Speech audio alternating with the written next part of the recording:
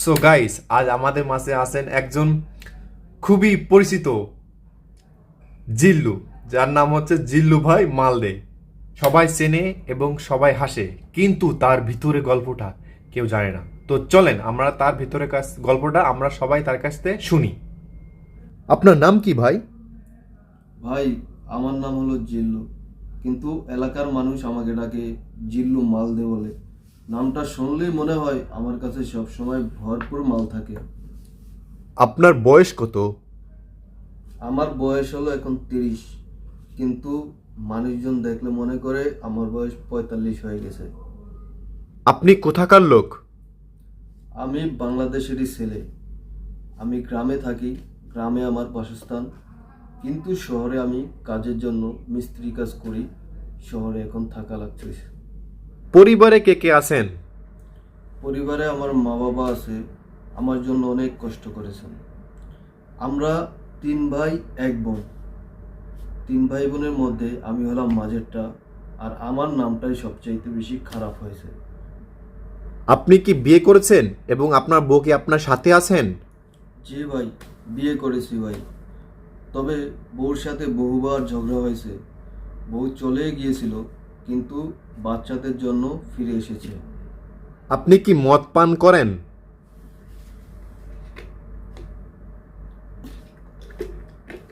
জি ভাই, করি। মদ পান করি বলেই আমার নাম জিল্লু থেকে জিল্লু মালদে হয়ে গেছে। বুঝতে পারছেন? আচ্ছা, আপনি কিভাবে শুরু করছিলেন? ভাই, খুব গুরুত্বপূর্ণ একটা প্রশ্ন করেছেন। এটা আমার বন্ধুর একটা জন্মদিনের পার্টি ছিল। আমাকে দাওয়াত করেছিল, গিয়েছিলাম। আমাকে তারা 1 গ্লাস হাতে তুলে দিয়ে বলল, এক ডোক খা, সব টেনশন দূর হয়ে যাবে। সেই দিনই ভাই গড়তে বললাম। প্রথম দিনের অভিজ্ঞতা আপনার কেমন ছিল? মনে হয়েছিল আমি সুপারম্যান হয়ে গেছি। কথা বেশি বলতেছিলাম, কম হাঁটতেছিলাম। হাঁটতে হাঁটতে গিয়ে ট্রেনে পড়ে গেলাম। তারপর সবাই হেসে গড়াগড়ি খেতে লাগলো। কতদিন হলো আপনি মদ খাচ্ছেন? ভাই, প্রায় 15 বছর হয়ে গেল মদ পান করছি ভাই। আপনার এই মদ পান করার কারণে এখনো পর্যন্ত কি আপনি কোনো দুর্ঘটনার শিকার হয়েছেন?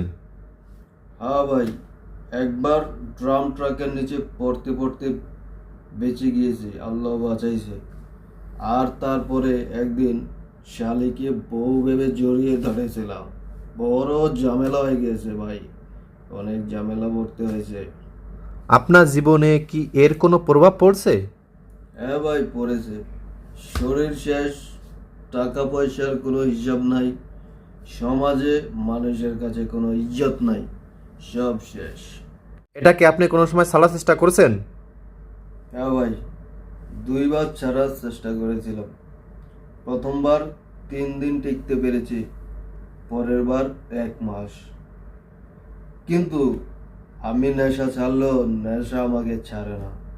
আপনি যে মদ পান করেন তা এর টাকা কিভাবে জোগাড় করেন আপনি? প্রথমে বন্ধুদের সাথে ভাগাভাগি করে পান করতাম। তারপর নিজের ইনকাম থেকে, তারপরে ধার করে, এমনকি বইয়ের গহনা বিক্রি করেও পান করেছি। আপনি কি ভবিষ্যতে এটা ছাড়তে চান? চাই, কিন্তু শরীর মানে না। হাত পা কাঁপে, বুক ধড়ফড় করে। আপনি কি দর্শকদের উদ্দেশ্যে কিছু বলতে চান? হ্যাঁ, বলতে চাই। আমি এটা বলতে চাই যে যারা এখনো এই মদ হাতে নাওনি, তারা কখনো হাতে নিও না। এটা একবার ধরলে কোনো দিন ছাড়তে পারবে না। এটা সুখের জন্য তুমি হাতে নিবে, এটা সাময়িক সুখ ভাই। এটা একবার হাতে নেবে, এটা সুখ না, এটা ধ্বংস। এটা থেকে দূরে থাকো, জীবন ভালো থাকবে। দর্শক, আপনারা তো শুনলেন সবকিছু জিল্লোর ইন্টারভিউ। তো মদ কখনো কারো জীবনে ভালো কিছু বই আনতে পারেন না। তো আপনারা সবসময় সতর্ক থাকবেন, নিজের প্রতি খেয়াল রাখবেন।